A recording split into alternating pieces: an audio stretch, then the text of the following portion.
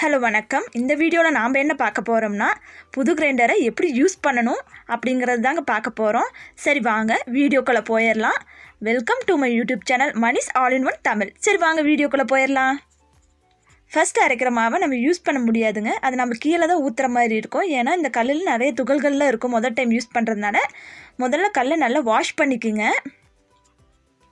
Drum கல் எல்லாத்தையும் நல்லா வாஷ் பண்ணிக்குங்க.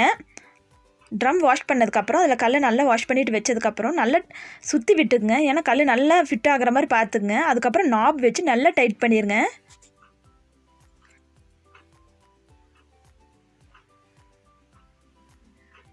நல்லா டைட் பண்ணிடுங்க.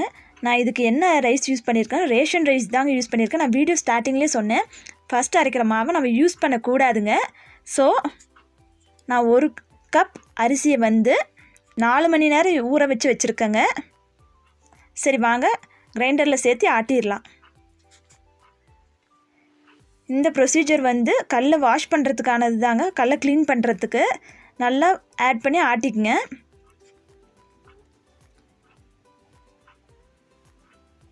அரிசி கொஞ்சம் கொஞ்சமாக சேர்த்து கொஞ்சம் கொஞ்சமாக தண்ணி சேர்த்துக்குங்க. அப்போ தான் நல்லா அரைப்படும்.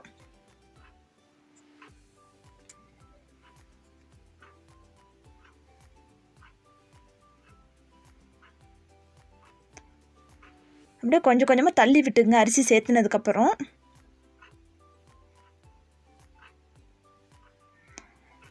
1 கப் சேர்த்துனாலே என்னென்னு தெரியலிங்க, கொஞ்சம் 5 நிமிஷத்துக்குள்ளே அரைபட ஆரம்பிச்சிருச்சு. கிட்டத்தட்ட அரைச்சே முடிச்சிருச்சுங்க. லிட்டை நல்லா க்ளோஸ் பண்ணி அரைச்சிக்குங்க. அப்போ தான் மேலே படாமல் இருக்கும். ஸ்பேச்சுலா வச்சு நல்லா தள்ளி விட்டுக்கலாங்க. இதை வேஸ்ட் பண்ணுற மாவுனாலும் தள்ளி விட தேவையில்லை.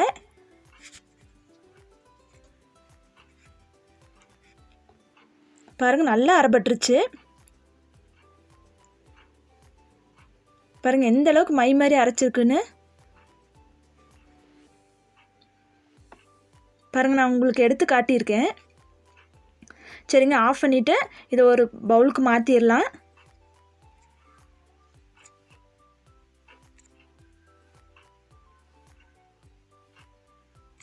இந்த கிரைண்டர் நான் எங்கே வாங்கினேன்னா அமேசானில் தாங்க வாங்கினேன்.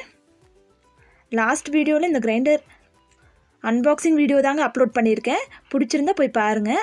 அதில் ப்ரைஸ் டீட்டெயில்ஸ்லேருந்து எல்லாமே மென்ஷன் பண்ணியிருக்கேன். எதில் வாங்கினேன் அப்படிங்கிறது மென்ஷன் பண்ணியிருக்கேங்க. உங்களுக்கு இந்த கிரைண்டர் பிடிச்சிருந்தா நீங்கள் போய் வாங்கிக்கோங்க.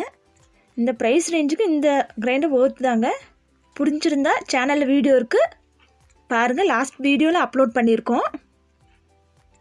பவுலில் மாற்றினதுக்கப்புறம் மறுபடியும் கிரைண்டர் நல்லா வாஷ் பண்ணிடுங்க. இப்போ நம்ம இட்லி மாவுக்கு அரைக்க ஆரம்பிச்சிடலாம். கல்லை நல்லா வச்சு டைட் பண்ணிவிட்டு முதல்ல சொன்ன மாதிரியே தாங்க. இப்போ கொஞ்சம் கொஞ்சமாக ஃபஸ்ட்டு நான் உளுந்து சேர்த்துக்கிறேங்க.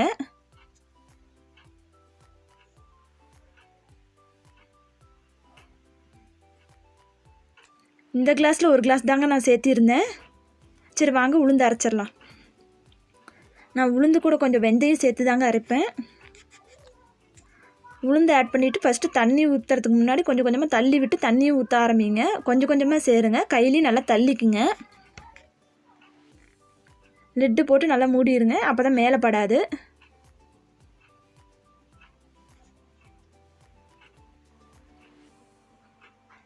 மறக்காமல் கையில் நல்லா தள்ளி விட்டுக்குங்க. அப்போ தான் ஒன்றும் பாதி இல்லாமல் நல்லா இதுவாகும். ஸ்பேச்சுலா கொடுத்துருக்காங்க, இதில் ஸ்பேச்சுலாவில் வச்சு தள்ளிக்குங்க. இந்த கிரைண்டர் பட்டர்ஃப்ளை ரைனோ ப்ளஸ்ங்க. உங்களுக்கு பிடிச்சிருந்தா வாங்கிக்கோங்க. மாவை ஆட் பண்ண கொஞ்ச நேரத்தில் நல்லா உளுந்து ஆட் பண்ண கொஞ்ச நேரத்தில் நல்ல மை மாதிரி அரைஞ்சிருச்சுங்க. நான் ஆரம்பத்தில் கொஞ்சம் தள்ளி விடாமல் விட்டுட்டேன். அதனால வெந்தயம் மட்டும் ஒன்றும் பாதியாக இருந்ததுங்க. கொஞ்ச நேரத்தில் அதுவும் அரைப்பட்டுருச்சு. அதனால் ஸ்டார்டிங்கில் நல்லா தள்ளி விட்டுக்குங்க.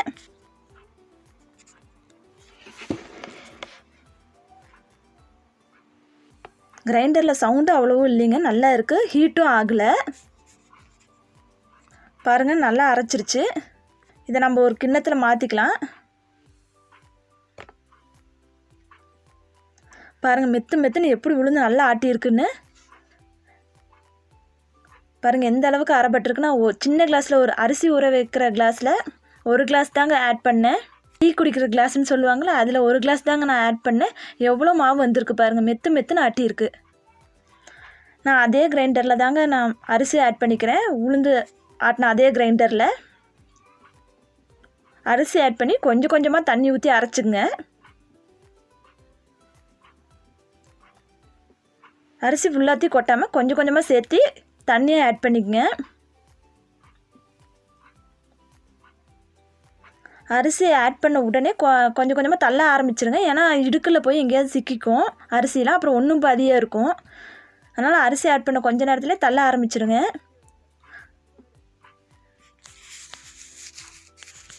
கொஞ்சம் கொஞ்சமாக தண்ணி சேர்த்துங்க, ஃபுல்லாக தண்ணி சேர்த்திடாதீங்க. கொஞ்சம் கொஞ்சமாக சேர்த்து மாவு கெட்டி ஆக ஆக உபரி ஆக ஆக நீங்கள் தண்ணி ஆட் பண்ணிக்கங்க. லிட் போட்டு நல்லா டைட்டாக மூடிக்குங்க. லிட்டு போட்டு மூடினா மேலே தெரிக்காது.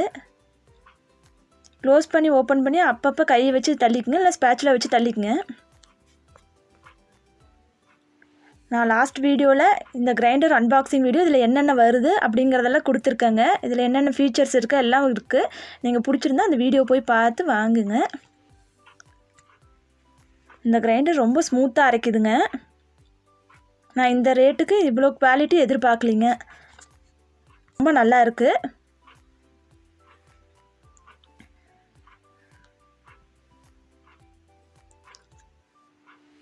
ரொம்ப நேரம்லாம் ஆகலைங்க, கொஞ்ச நேரத்தில் நல்லா அரைப்பட்டுருச்சு. பாருங்கள் எந்த அளவுக்கு அரைச்சிருக்குன்னு.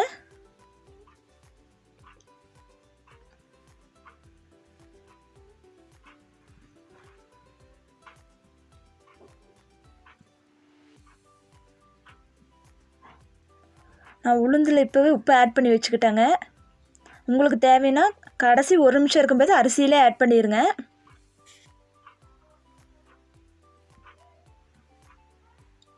சரிங்க, ஆஃப் பண்ணிவிட்டு இந்த பாத்திரத்தில் மாற்றி நல்லா மிக்ஸ் பண்ணிக்கலாங்க. வாங்க எடுத்து ஓப்பன் பண்ணி ஊற்றிக்கலாம். இந்த வீடியோ உங்களுக்கு பிடிச்சிருந்தா மறக்காமல் லைக் பண்ணுங்கள், ஷேர் பண்ணுங்கள், சப்ஸ்கிரைப் பண்ணுங்கள். போன வீடியோவில் அன்பாக்சிங் இருக்குது, அதையும் போய் பாருங்கள். பிடிச்சிருந்தா இந்த கிரைண்டர் வாங்கிக்குங்க. இது பெய்டு ப்ரமோஷன் இல்லைங்க, எனக்கு பிடிச்சிருந்தது நான் வாங்கியிருக்கேன். நான் ரிவ்யூஸ் பார்த்து தாங்க வாங்கினேன். ரொம்ப நல்லாயிருக்கு. பாருங்கள் மாவு எந்த அளவுக்கு வந்திருக்குன்னு. இதை 8 மணி நேரம் நைட்டு அப்படியே இருக்கட்டுங்க. 8 மணி நேரம் கழித்து நல்லா மாவு பொங்கி வந்துடும். சரிங்க, அடுத்த வீடியோவில் இட்லி மாவோட அளவு சொல்கிறேன். மறக்காமல் பாருங்கள். நன்றி, வணக்கம்.